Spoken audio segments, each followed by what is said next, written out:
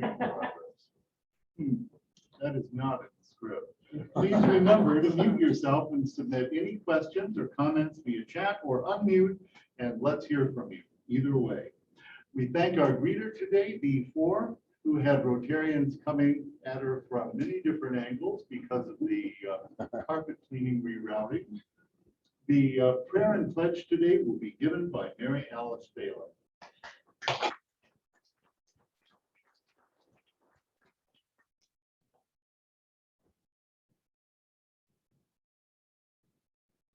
I pledge allegiance to the flag of the United States of America and to the republic for which it stands, one nation under God, indivisible, with liberty and justice for all. Heavenly Creator, you have brought us together today. It is through you that we are here. You are the one who has provided this meal for us. From the growers in the field, to the servers, to the bakers and chefs in the kitchen. In this month of November, when we celebrate Thanksgiving, please always allow us to remember to thank you for all that we are and all that you've given us. In your name, we pray, amen. Amen. Thank you.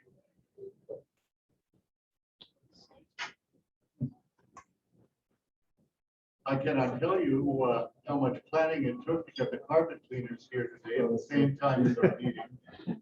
Don't thank me, it's all right. Family time and in person today, our pleasure to introduce and welcome Christy King.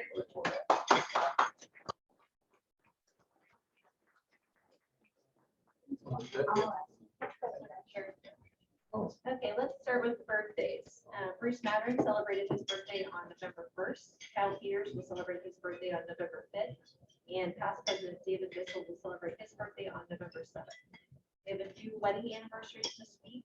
Marcus Hale and his wife Jill are celebrating 25 years of marriage today. Randy Gordon and his wife Beth are celebrating 32 years of marriage on November 4th. And Tyree Boyer and his wife Lori are celebrating 24 years of marriage on November 6th. Please continue to keep Patty and family in your thoughts and prayers as they navigate this difficult time. Thank you. Don't go away, Christy. You have the next thing as well. Y'all are gonna get to it. No chance. And thank you for coming back up to your craft talk. Okay, so it's been about 7 years since I did my first craft talk, which is when I first joined Rotary. So I'll kind of give you an update based on the last 7 years, and then for those that don't know, an overview of what I do. I am a board certified tax attorney. I'm for Fraser and Fraser. I've been with this law firm for about 8 years. I practice, of course, tax law, but primarily estate planning and probate and trust administration. I also do business entity formations, real estate closings, and contract review, purchase and sale agreements or disagreements. So anything on the transactional side, and of course, giving tax planning advice and implementing those tax plannings for an estate tax situation. There's high net worth individuals that are subject to estate tax, lots of things that's done there. So I grew up in, well, actually, I'll mention because it's kind of unique with our law firm. We do tax preparation. As many of you know, I always talk about tax season. So as tax attorneys, we do a significant volume of income tax preparation and estate and gift tax returns, trust and income tax, trust and estate income tax returns, and business returns. So pretty much anything that the client needs, it's kind of a holistic approach that we do estate for tax planning, but also the preparation side. So as far as I grew up in Merritt Island and went to, if anyone doesn't know where Merritt Island is, it's 2 hours south here from the East Coast. And I went to the University of Florida for undergrad and then came here to Jacksonville to Florida Coastal, and then went back to UF to get my LLM in tax. And that was a one-year program, Masters of Law in taxation. And then I've been back in Jacksonville for about 9 years now. And shortly after I moved back, I met my husband Taylor, and we've been married for about 6 years now. We have a daughter, Charlotte, who is almost 3. She's an almost Christmas baby, born December 28th. And so that's been keeping us on our toes the last few years. We just are enjoying watching her growing up and all the things that go along with that. And pre-COVID, our kind of hobbies were to travel. So now we're kind of getting back into that. The last trip we just took in September was to Lake Placid, where spent a few days there. And then my husband embarked on a 300-mile adventure race from Lake Placid down to New York City, 4 days long, hiking, biking, kayaking, and running. And I went to the spa. But that was fun. Then we're going to go back to New York City in December. So we're kind of getting our toes back into travel and enjoying time with Charlotte. That's it in a nutshell. Thank you.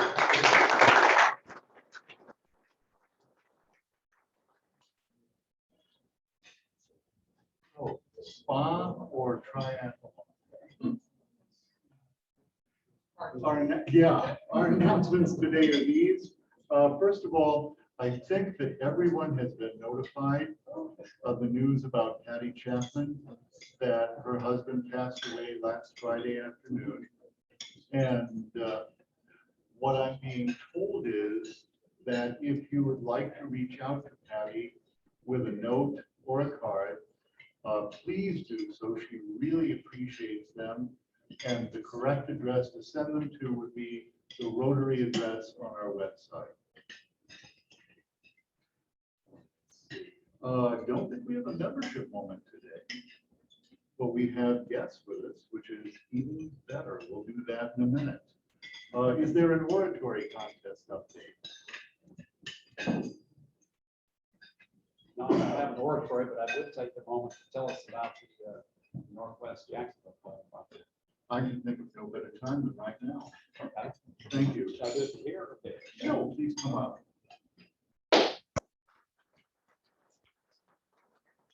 Thank you, Mr. President. Impromptu, but I just wanted to share with the club that the Rotary Club of Northwest Jacksonville has received its charter from Rotary International in early August. But it's taken us a couple months to put together the ceremony that we wanted to put in place. And so that ceremony takes place this Thursday evening. Richard is an invited guest to attend, but as well as a number of other presidents from Rotary clubs who have sponsored and contributed resources to the founding of this club. Very exciting moment. We've got 22 on the charter list that are joining, including the Vice President of the City Council, Terrence Freeman, is a former member of this club, but graciously accepted the invitation to come to Northwest Jacksonville and address the needs of the Northwest Jacksonville community. So Mike Darrow will be there, and the coup of it was, and I won't belabor the story, but Mike was able to bring a representative, Rotary International president, to this event on Thursday. So we've invited the mayor. Don't know yet whether he will attend, but it's going to be a very special event. It's a special event for Jacksonville, and I so appreciate this club and its efforts and contributions to help sponsor that Rotary Club. Thank you.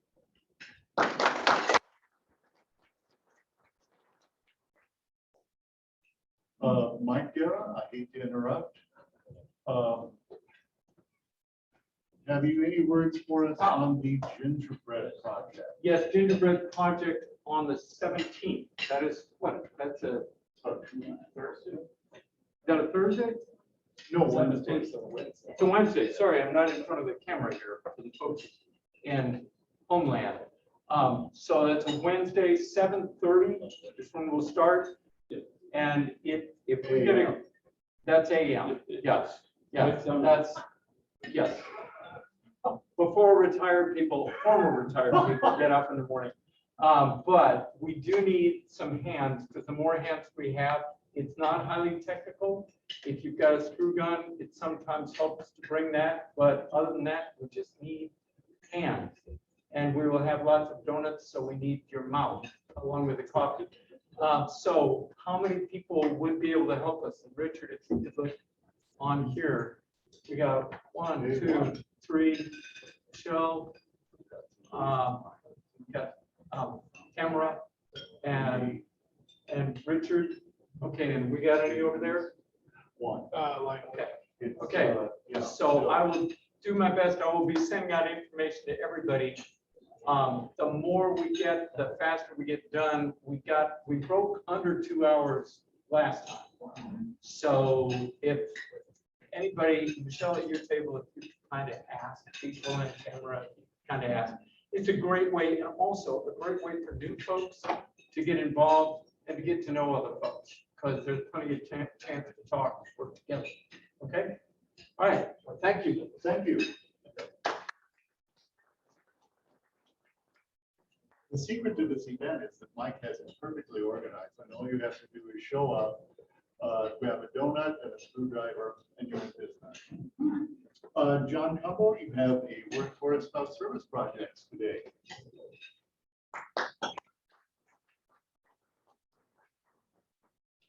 So a couple weeks back, Tom Ciarello approached me about his alumni association, Penn State, wanting to team up with us and do some service projects. Through a couple conversations, we seem to be leaning towards the Ronald McDonald House. It's someone close to us. On a side note, Ronald McDonald just got a new director, Natalie Van Aaron. She is looking to join a Rotary. So if anyone does know her or have a connection there, reach out. I've already invited her to come to lunch with us with like it. So that could be a good opportunity there as well. But talking to Ashley, who handles the PR for Ronald McDonald House, they currently, because of COVID, only offer really 4 opportunities to give to them. And what I want to do is go over those 4 with the club, kind of get some feedback, not necessarily right now today, but think about it, and then have us make a decision on what we would like to do if we want to do this charity at all. So the 4 that they have opportunities for, one is to help cook dinner. They used to allow clubs to come in and cook the full dinner. Because of COVID now, they have a professional chef that prepares all the meals. What they do allow is 4 to 5 members to come in and help cook those meals. You get there about 2 o'clock, you finish up around 4:30, then we package those meals and dinners at 5:36 for all their guests they currently have. To sponsor a dinner, it's $350. They do dinner 7 days a week, 365 days. We can do it once, twice, we can do it a week, we can, whatever we decide there, but it is a financial commitment of $350 and 4 to 5 people each time we want to do it. The next event is currently going on. This is their current campaign. It's called Deck the Doors. They sell little Christmas lights that have messages on them, and they decorate each person's door that is there. They have 53 rooms. It's 150 bulbs per door. Each bulb they sell for $5 a piece. If we want to do an entire door, it's a $750 per door commitment, or like I said, $5 per bulb. The next big event that they do on a pretty regular basis, doesn't need to be before the holidays, is to come over and help clean up and do some landscaping. They, during COVID and the cutbacks, they had to let all their service people go. And so now they rely on generosity of volunteers to come help do the landscaping, help do some of the cleanup projects around there. The nice thing with that is Ashley and I were talking about one of the biggest, I guess, overlooked issues for Ronald McDonald House are the parents. The parents are surrounded all day, every day by only other parents that have sick or dying children. There's very seldom opportunities to have, I guess, what we say is a normal conversation, adult conversation that isn't with somebody that's in the exact same situation.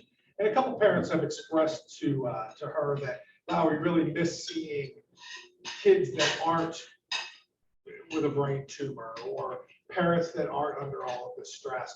So part of that cleaning up is you do get to interact with the other parents as well. And then the final thing, which I think because we do the Daniel kids probably isn't such a good thing, is their wish list.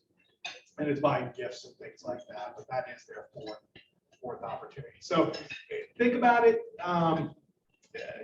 Let me know. And I guess we'll figure out how we want to kind of vote on what project seems to fit our club the best. Thank you very much. And thank you.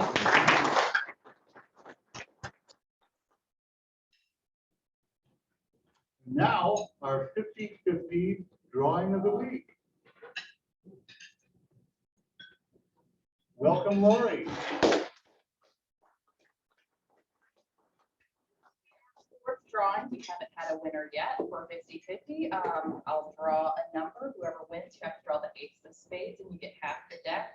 We're up to $340, so you can walk away with 170 if you want today.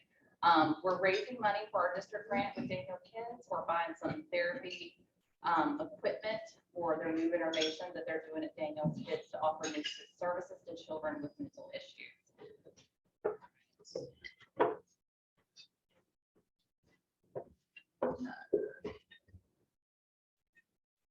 Five, 9, 9. All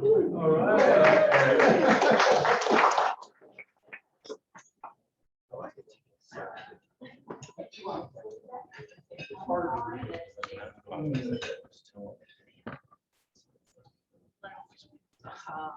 Two clubs. Alright. So we're down one, Pop Grove. Let's keep improving. Thank you. You're here. Thank you so much. And now it's my honor to present past President Ted Johnson, who will introduce our visitors and guests.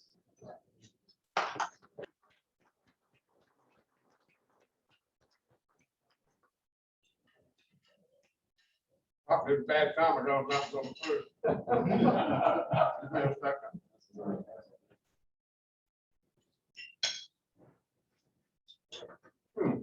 I mean, first of all, I need to just say it's nice to be with everybody. This is the first time I've been back in 2 years. You know, after 40 years of perfect attendance, I decided to take a sabbatical. The motivating factor was I didn't think I could ever catch up with Marcus Drew. So. But at any rate, it's good to be here, and our guests today are going to be introduced by their host. To begin with, we have Tom Picarello. And so glad to have you back. Well, thank you. Judy, please stand. I have my special guest here. Judy Matheny is back for a second time taking a look at our club and the West Jacks Club. She is a great leader over at the FDIC. Federal Deposit Insurance Corporation. I can go on and on, but please, round of applause for my guest. I'm going to go off the board today because my second guest, I didn't invite. Judy did it, so we need to put her in charge. Judy, if you would take just 10-15 seconds and edify Kathy. All right, very good. I want to thank you all for making me feel so welcome last week. So I thought I'd extend the welcome to my friend. I just moved to Jacksonville, and Kathy was the first friend that I met and made, and she's a great fit. She's been in business and economic development in Jacksonville for 30-some years, decades. And so I wanted to invite her. Thank you. I'm so thrilled to be here, and I look forward to meeting everybody and seeing what the future holds. Thank you.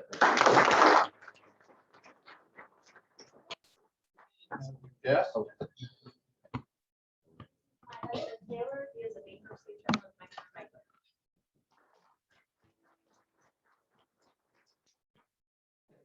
Jennifer May has submitted up. And this is Caroline Strickland. She's actually a guest of the Dutch Struth, but she's going to be here today. And Caroline is a real estate agent in the same Austin area with 97 parks, sorry. So please welcome Caroline. Not least, Bob Mess. said, it's my privilege to have a special guest today. Please stand. Dr. Reed Sheftal. He's come all the way from Cambodia. He and I were classmates at Episcopal School, but he's been spending a lot of his days treating young people, primarily for burn patients, but a number of other types of surgeries over at Cambodia. But he wanted to mention just briefly some of that work and other things he's doing while he's here, very briefly. Thank you.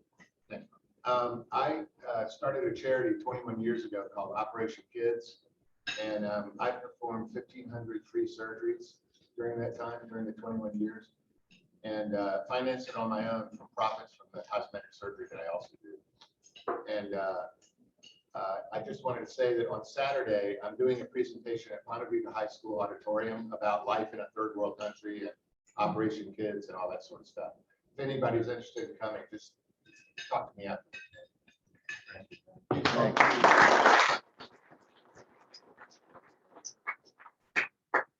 You know, I just had my 86th birthday a week ago. And I'm reminded that back in there, I was a member of this club when we adopted the welcome song. So everybody will join with me in welcoming our guests. Maestro, are we on the air? So you want me to play it, 86-year-old? Okay. We here at Rotary welcome you today. So glad you came along, glad you came our way. Our hand of fellowship is yours, in sunshine or in rain. We here at Rotary say welcome, come again. Give a hand.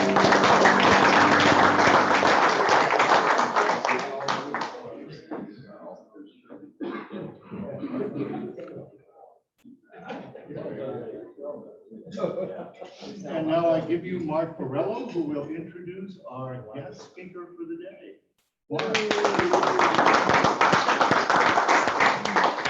Thank you, and we are honored to have Braxton Gillam with us today. Many of you know Braxton, of course, he's one of the most well-known and respected attorneys in town.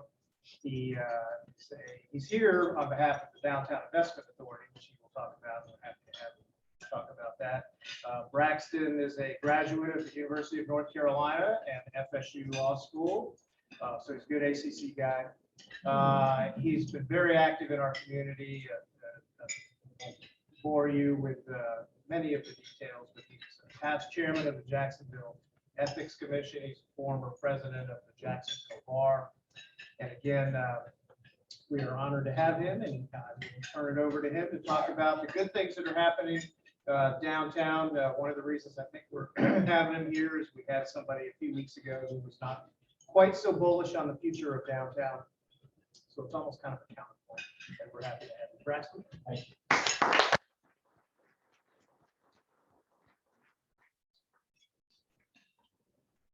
You were giving us a presentation on Zoom and how you have all different ways of doing it. Braxton went through 3 different methods to get on Zoom, and now we'll see how extremely something. Maybe.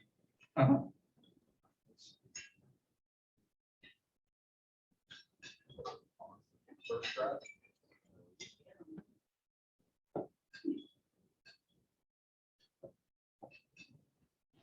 How does that work? It's great. You're awesome. I appreciate the opportunity to be here. I was talking just a little percent to Perello about downtown Jacksonville, and I heard that you kind of heard some remarks that might not be exciting and optimistic about downtown. And I asked for the opportunity to be here to talk to you guys. It's one of the things I really enjoy doing is talking about what's going on downtown and frankly the successes we've seen. Successes do not include me and technology generally, although with the help of your pianist, we're working for the moment anyway. So we'll see how well I can proceed with that. So I want to start though. I don't know how many of you know anything about how the Downtown Investment Authority is set up, and so I'll give a 5-minute history lesson on who we are and what our responsibility is, and I'm going to talk about what we've seen happen in the last 10 years in downtown Jacksonville.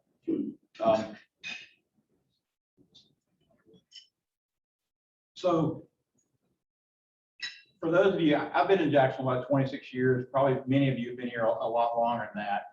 We've gone through many iterations of trying to address development downtown, at least since I've been here. And I'm sure there were some before that. And I talk about downtown, and downtown Jacksonville experienced what so many communities around the country did in the 70s and 80s and the flight to suburbia. You know, I say about Jacksonville, we kind of had, you know, that on steroids because we have this, you know, the concept of South Point that really presented a competition with downtown as far as commercial office space and where people would go and work. So we had, you know, suburban flight, and we had this other opportunity for businesses, you know, to focus their offices on. And so, you know, downtown Jacksonville has, you know, frankly failed for decades. And I think it starts with the loss of people living downtown. And so one of the things that we've been focused on here in Jacksonville in the last 10 years is trying to, you know, to change the metric. When I moved to Jacksonville in the 90s, the only activity downtown at that time for people working downtown, usually lawyers or accountants, and bankers. I didn't do something wrong. And so what you had for retail downtown, whether it be restaurants or bars or any other kind of entertainment, was a lunchtime, you know, opportunity. And so if you were trying to operate a business downtown Jacksonville and it was to entertain the people downtown, if you couldn't succeed at lunch, you didn't succeed at all. And so for those of you who've worked downtown in the last 25 or 30 years, you've seen a procession of opportunities come and go. A few have been successful, a very darn few have been successful. And that's because most folks can't make a living off lunchtime. That became particularly true, obviously, in 2020 with the COVID issues. So the concept in 2012 was to bring some continuity back to focus on downtown Jacksonville. And that's when the DIA was created. It followed a few versions of different downtown economic development opportunities. The DIA has two functions. Let's see.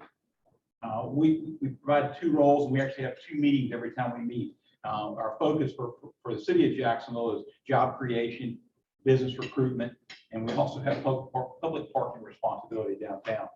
The judge knows about that. We also, however, perform a CRA, a community redevelopment agency responsibility. The legislature's, you know, in Tallahassee set up an opportunity for communities to set up taxing authorities for particular areas within our community where perceived need was. And so for downtown, we actually have two downtown CRAs or taxing authorities where we have the opportunity to take development dollars, which are generated through a tax base, and provide incentives to help businesses come back downtown and succeed. And so we provide that responsibility or that opportunity as well. And I'll talk more about that. So if you read a newspaper, I'm not a fan of it most of the time. Usually it's more negative than positive, and so I want to be positive about downtown. We constantly are told about the money the city's giving away for different developments, and I'll talk about some specific developments and give you an update on kind of the good news as we go. But they give you big numbers. They say this is what it's costing the taxpayers. These huge numbers. Whether it's, I'll just say Iguana as an example. It's been most recently in the newspaper, and they were talking about how the city's giving $100 million to a rich developer. And why would we want to do that? I think they talk about all the other things we could do for them. Look, the vast majority of the incentives that are provided by the Downtown Investment Authority to encourage development downtown are not what I call general fund dollars. The vast majority come from rev grants, and a rev grant is just a fancy word or fancy description for when if you as a developer develop a new opportunity and increase tax values downtown, we'll give you some of that money back over a period of time. So in other words, I use Iguana as a good example because we have all heard about Iguana and the new hotel that Shai Khan is proposing to build downtown. That's a $300-some million project. And the criticism from the newspaper would be $100 million. That's $100 million of your money that's being spent. Not really, what I would say to you. So fully 3/4 of that opportunity, the money in that, it will be city funded money towards that development, are dollars in the future based upon increased tax dollars received by the community.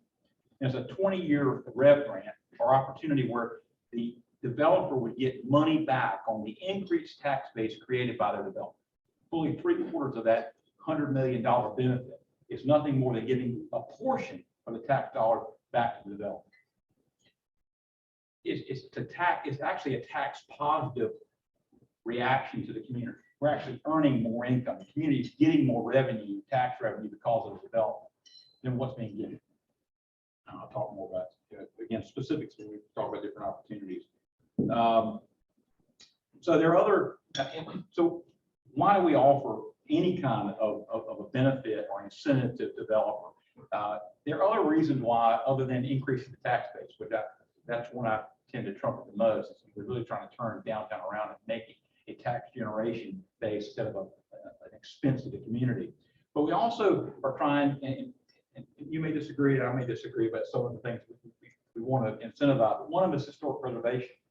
And there are people on both sides of that issue. There are strong people in favor of maintaining, preserving downtown and historic opportunities. I'll give you an example that you've all also read about in the newspaper, the Laura Street Trio project, which includes the property right at it's right across kitty corner to the Bank of America building.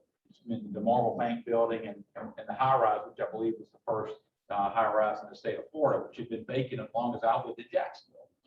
Well, part of the reason why it's been vacant that long is because it's been in a deteriorated state, and the cost to renovate it is more than is commercially reasonable. You can't get the money out of it to justify what it would cost to put into it to make it operational.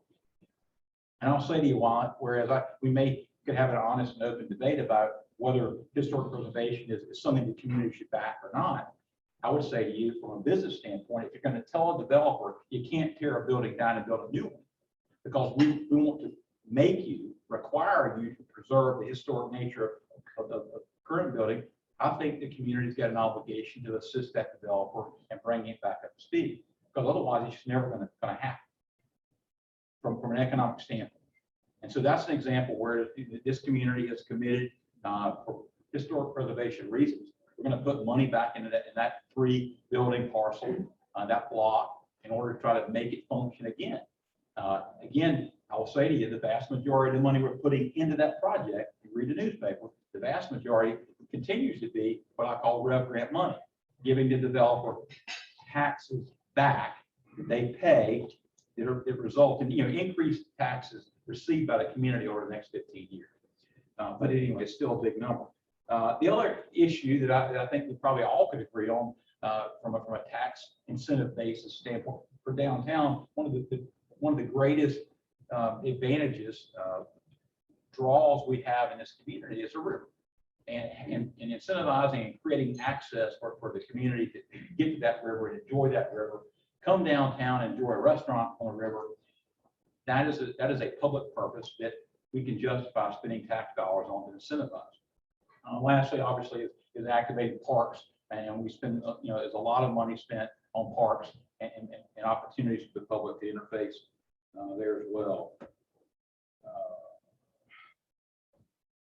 So this is a really good slide that kind of shows you what the boundaries of downtown development look like. We actually, as I said, we have 2 CRAs, 2 taxing developments, the south side and the north side. But even those communities are broken up into different communities. Brooklyn and La Villa, the Central Core has seen unbelievable success in the last 10 years. And of course, the Sports and Entertainment District is always first and foremost when we talk about the North Bank development. South Bank, that's where we are, and I'll spend more time talking about your projects and what's going on here.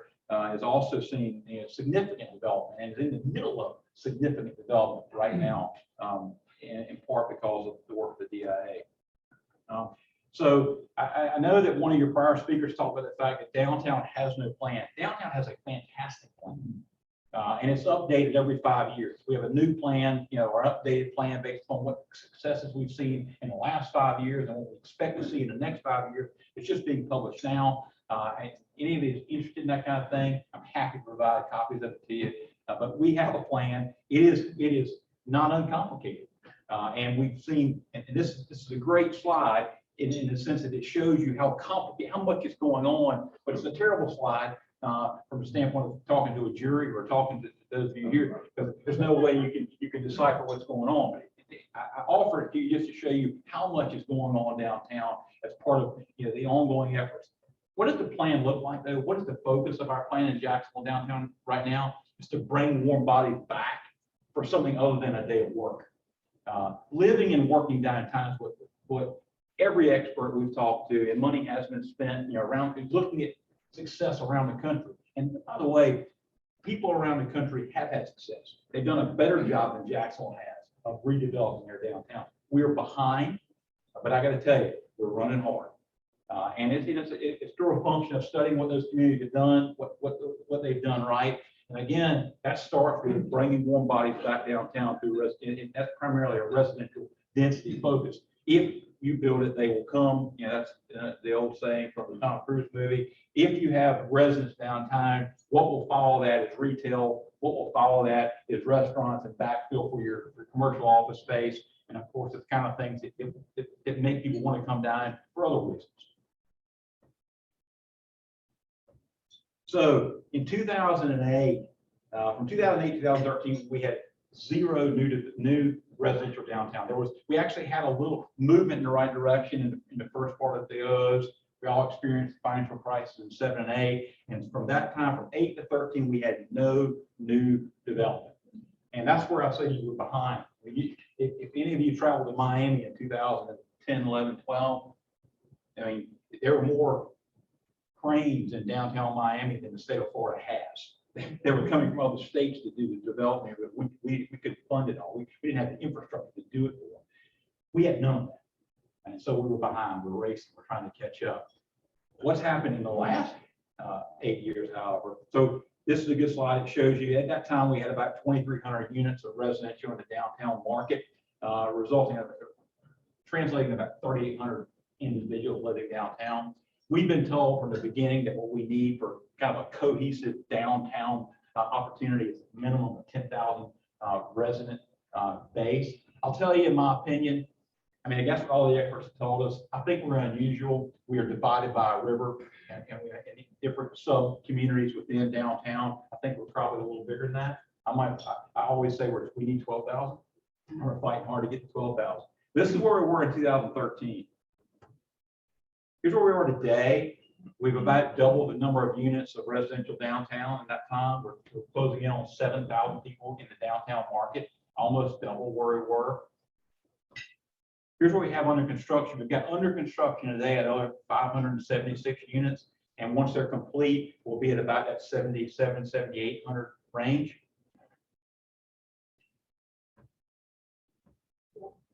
Sorry, you have a question? What are we looking at there? Artwork, and I want to talk about artwork. Oh, in a okay, minute. go ahead. That's fine. We might get open a museum on the artwork, but what we're talking about when I do that. So here's what's under review currently. And some of this slide's a little bit old. It might be about 60 days old. It probably needs to be updated. In review, as of this summer, we had another 2,800 units of residential under review, going through the process, the legislative process, and the DDRB review process, which when complete would put us at over 12,000 residents downtown. That's in the 3-year time frame. So that's what we've done since 2013, in the last 8 years. Specific projects, many of which I think will be interesting to you. One is River's Edge, formerly known as the District, which is just here to the east of us. This is more artwork. You asked about it, Ted. We've done a fantastic job. Our active development teams in Jacksonville have drawn really wonderful, pretty pictures. And it's just been a process of following through and building those things.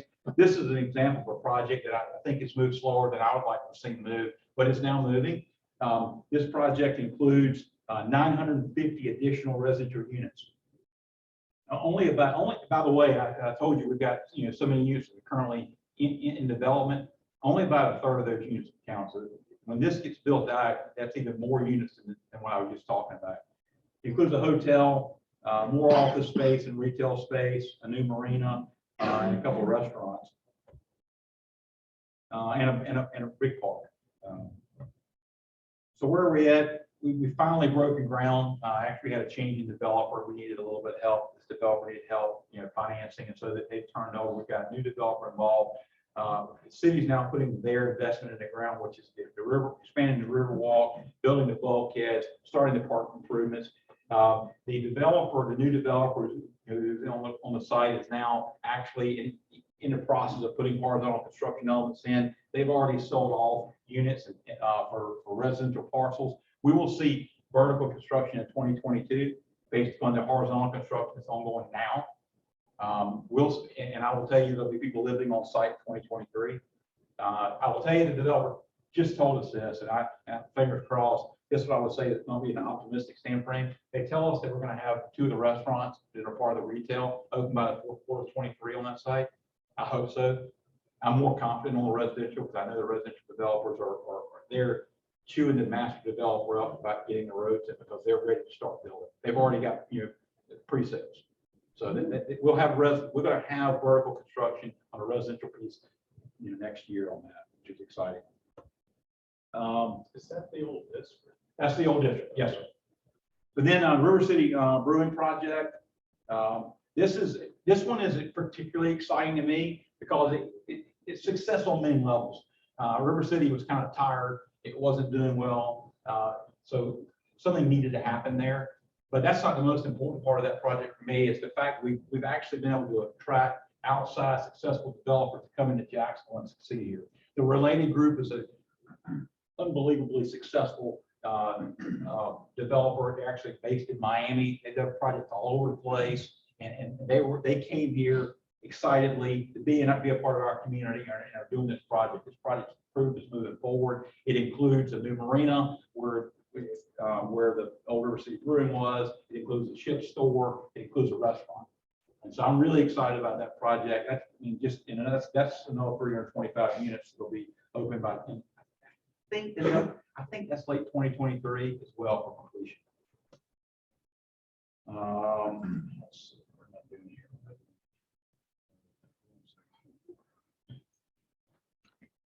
Electronics.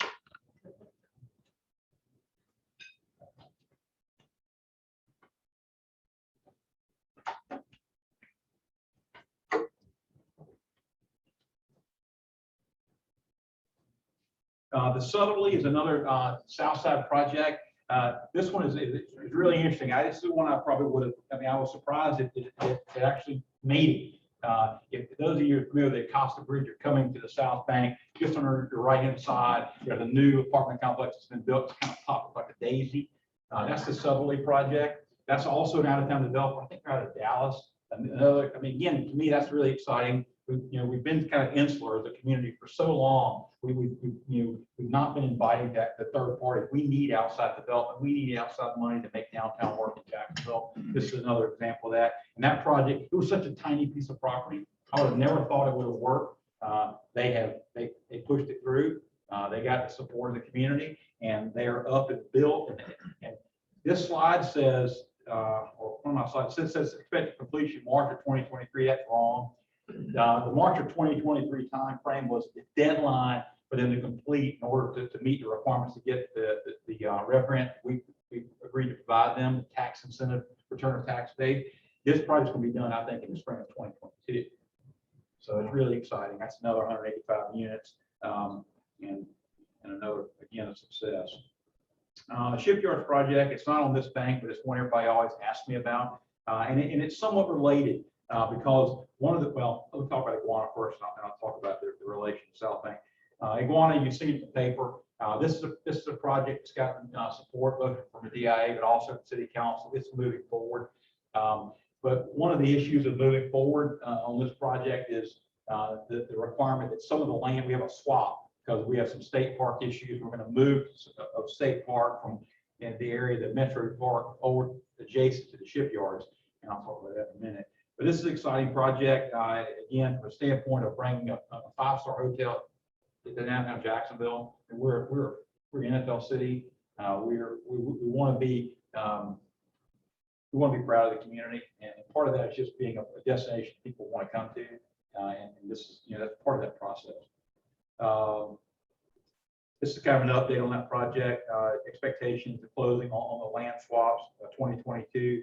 And project's supposed to come out of the ground, start construction as far as in 2022. Here's some benefits to communities getting out of that project. I know that is that's one of the ones you look at the paper and there's big numbers.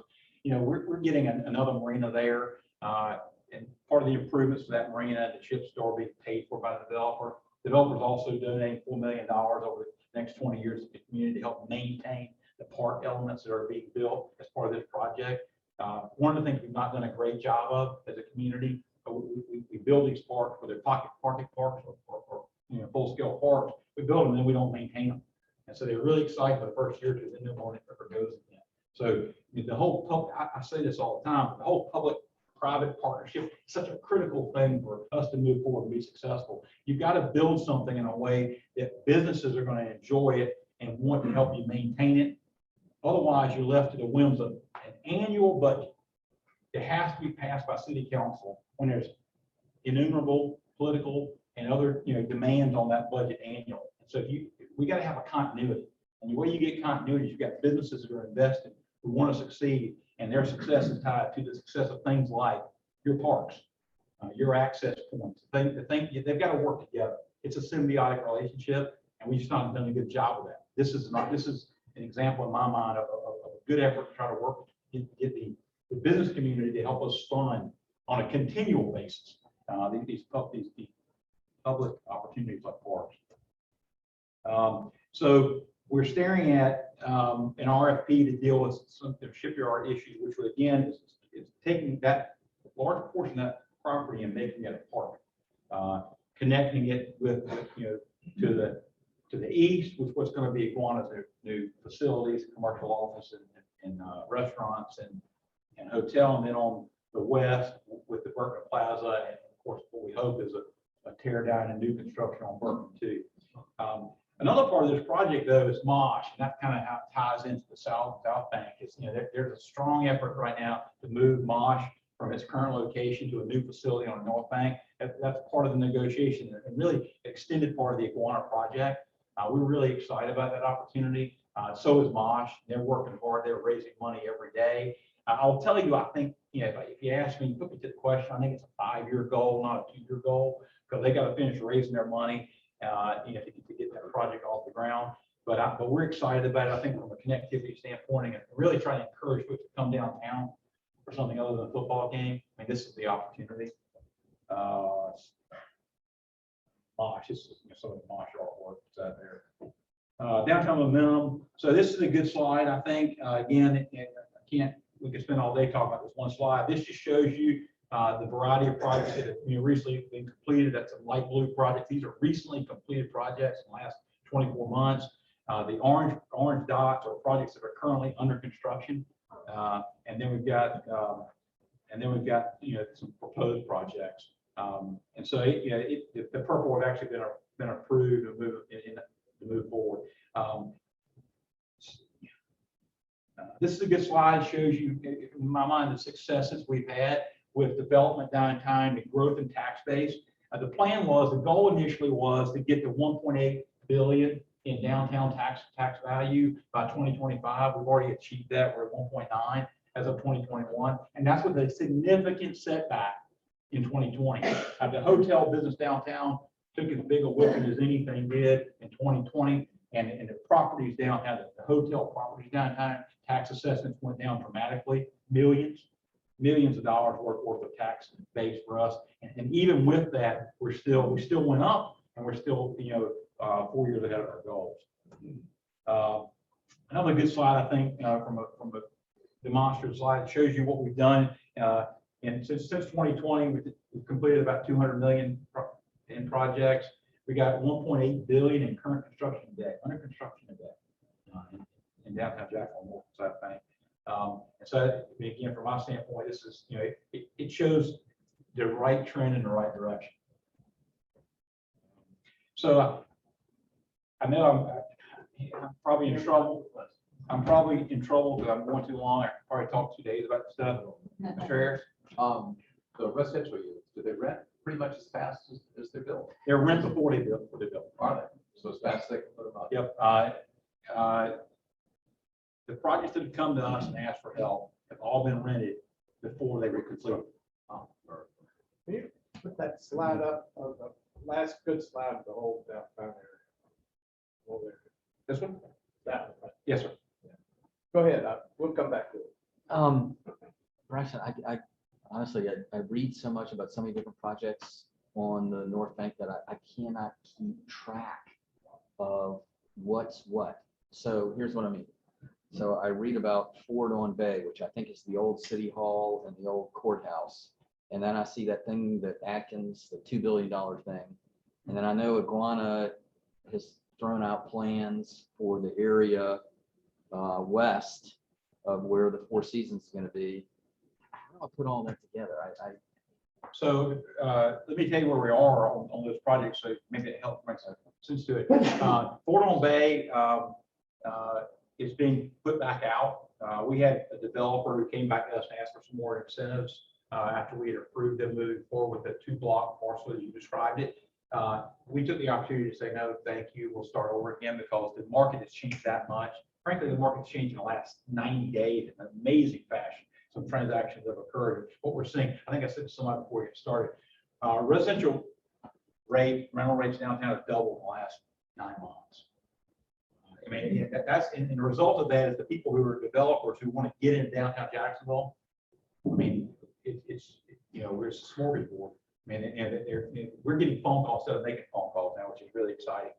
So we put that project back out. I expect to put that project back out at the next November meeting for Fort on Bay. And that's we're only going to do one of the 2 blocks, which is the old courthouse block. Part of the problem with the prior RFP and opportunity was the block that you might call the City Hall Annex block, which is right behind the hill. That property has a restriction, actually a right of first refusal with, like I said, Hilton, I mean Hyatt. And so the result was a tie up there. And so we've stripped that out, and that project's going to go back out for an RFP, I believe in December. I hope it's got to get voted on, but I expect to get voted on in November. So that's where that project's going to move forward. What you've seen from Steve Atkins is sort of gingerbread. I mean, it's a concept he'd like to push, but we and we'll see what happens with that. That is in the very early stages. This other stuff's going to keep going. That's my. But does his project include Fort on Bay? He'd like it to include Fort on Bay, but unfortunately he's too early. I think he's got too much work to do to capture that. I think.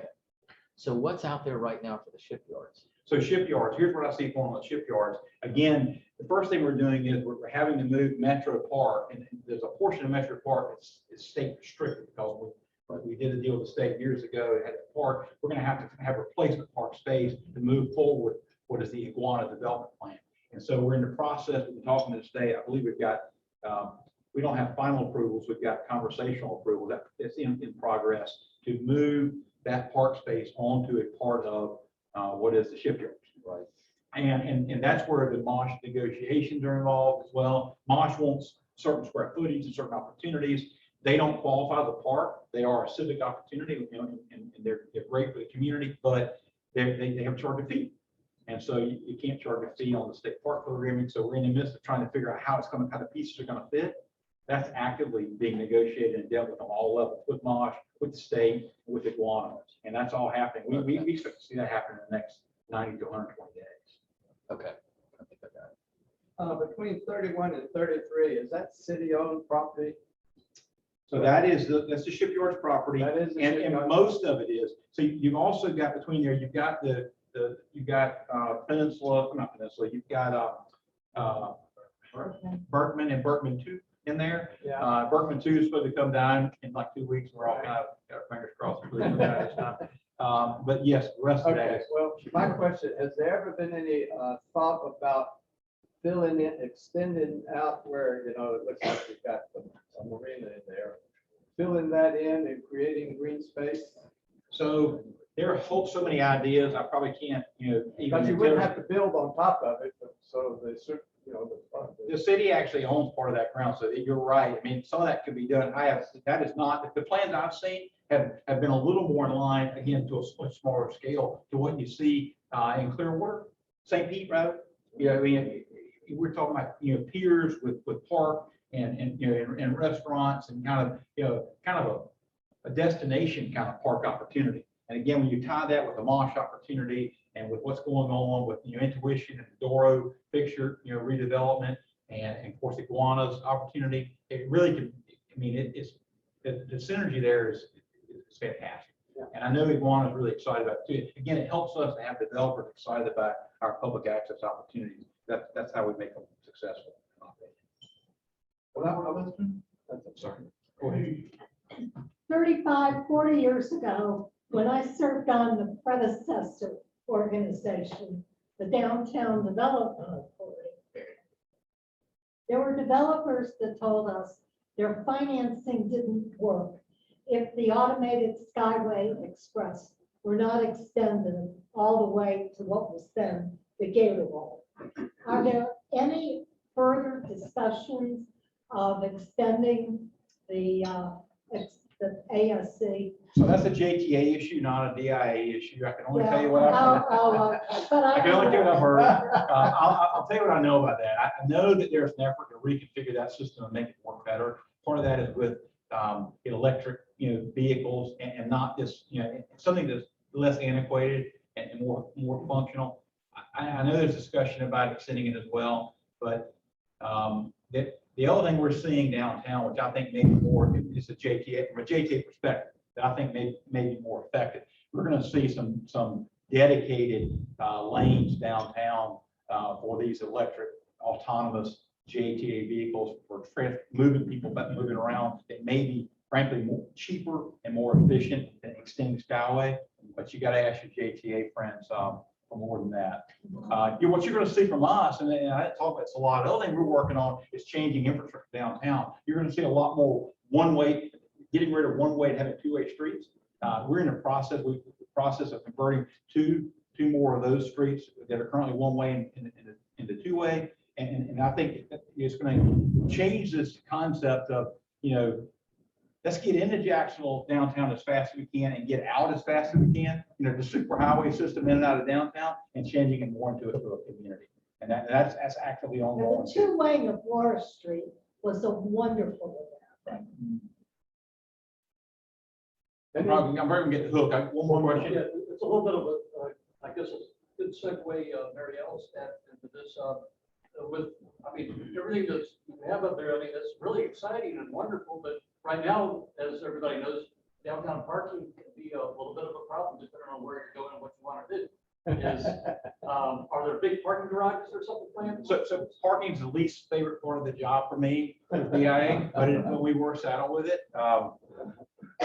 So here's what's going on with parking.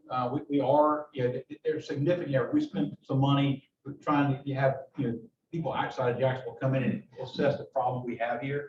We have built one new parking garage. You've seen it, relatively new, across from on the south side of the Bank of America building. We've got a new parking garage going up with the ViStar partnership. It's going to be, I guess, directly south of the Lower Street Trio, kind of kitty corner north and east of the Bank of America building. That makes sense. Hey, if you drive downtown, you'll see it because it's a heck of a, we've got construction ongoing and it's difficult on what will be, I guess that is Forsyth Street.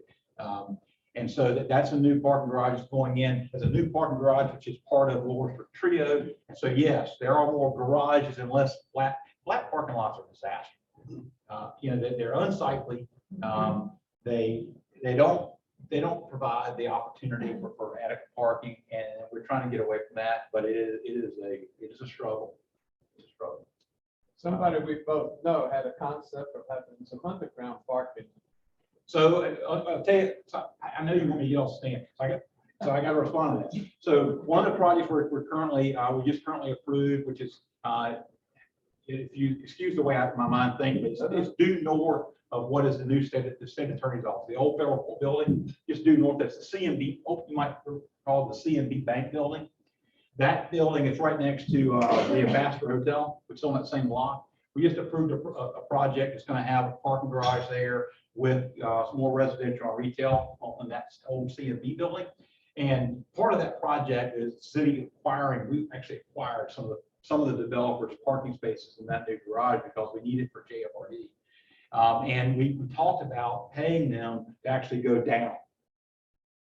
And I do a lot of construction litigation in my practice, and so I've got some perspective on what construction costs. I must tell you, I was shocked at what I learned, the cost of, the cost of building a garage space, not instead of a flat space, is in the $20 to $25,000 a space range. When you start going down in the city of Jacksonville, dealing with what dead bodies are beneath the surface, apparently it's multiples of some of that. And so we ended up not paying the developer to do that, because it's so expensive.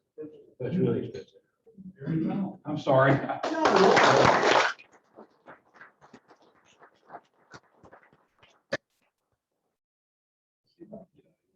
Okay.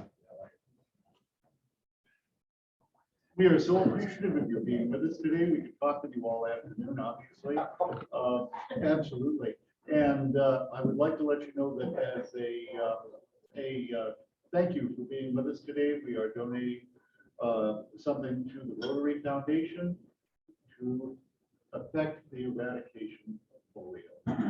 Thank you so much.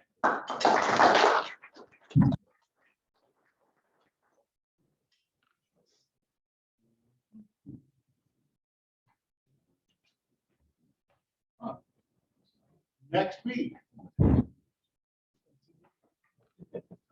week, our speaker will be Peggy Fuller from the Equestrian Center. We extend another warm welcome to all the guests who have joined us today. And I hope you sincerely felt that. We end our meeting with these words: each one bring one.